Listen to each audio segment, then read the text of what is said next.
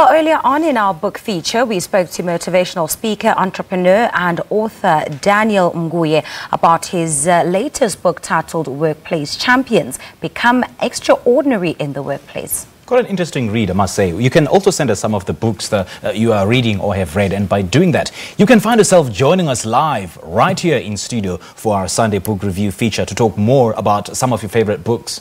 All you have to do is send us an email, an Instagram post, or tweet us a picture and relevant caption of your pick of the week, must read for 2018, your current read, and the one you were hoping was going to be great, but perhaps turned out to be rather disappointing. You're more than welcome to use our various social media platforms. We are at Morning Live SABC on Twitter.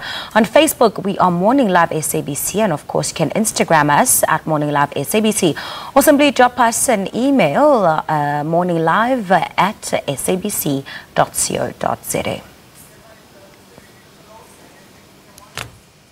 Make sure you send those tweets. We'll certainly be sharing them throughout the show. Now, a perfect fusion of art, fashion, ballet and music, something that rarely takes place on one stage. But the Nelson Mandela Metropolitan Art Museum in Port Elizabeth is doing just that. Now, the exhibition titled The Mother Tongue is a celebration of local fashion, featuring traditional Southern Nguni beadwork and textiles. This platform aims to showcase the best art from Port Elizabeth, but also raises funds for the Nelson Mandela Art Museum. The museum wants to buy local art, something it could not do since 2010. The Mother Tongue exhibition, Umbhaqo, taking center stage. This traditional Xhosa fabric used in contemporary styles. The museum prides itself on its collection of Southern Nguni beadwork. It features strongly in the exhibition, in conjunction with traditional textiles, including headgear. Male wedding attire is also on show, highlighting the beadwork that goes into making the garments. Traditional wear is steeped in tradition, and the show educates the public about the patterns, colors, and the significance of the beadwork.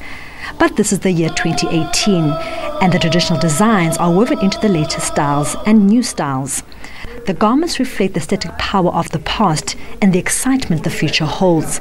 The designers drew inspiration not only from tradition, but even from fictional worlds. I like incorporating a lot of beadwork in my work.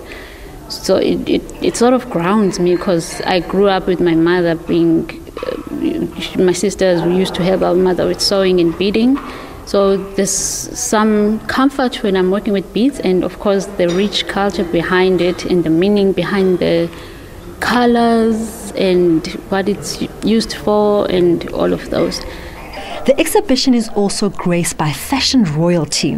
Jenny Button, a former PE girl, put her sense of color and grandeur on the catwalk with an array of ball gowns, but with a touch of extra flair, as ballerinas were the models. Fashion is art. Well, it is a form of art, and especially a form of art to me. That's how I see clothing, and I think that's why I've never really chosen the commercial side of fashion.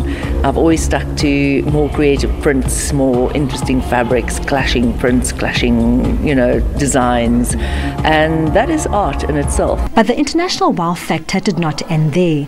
The internationally renowned local textile designer Laduma Ngxokolo's work taking pride of place. His Xhosa-inspired designs have graced many global catwalks. One of the exhibits I have is around traditional dukes, because I have seen beautiful styles and patterns from the past that I think, hey, we should bring those back.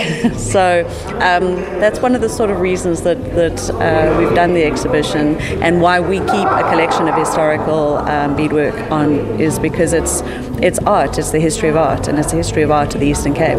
Eastern Cape is known for its artwork, amongst many other things.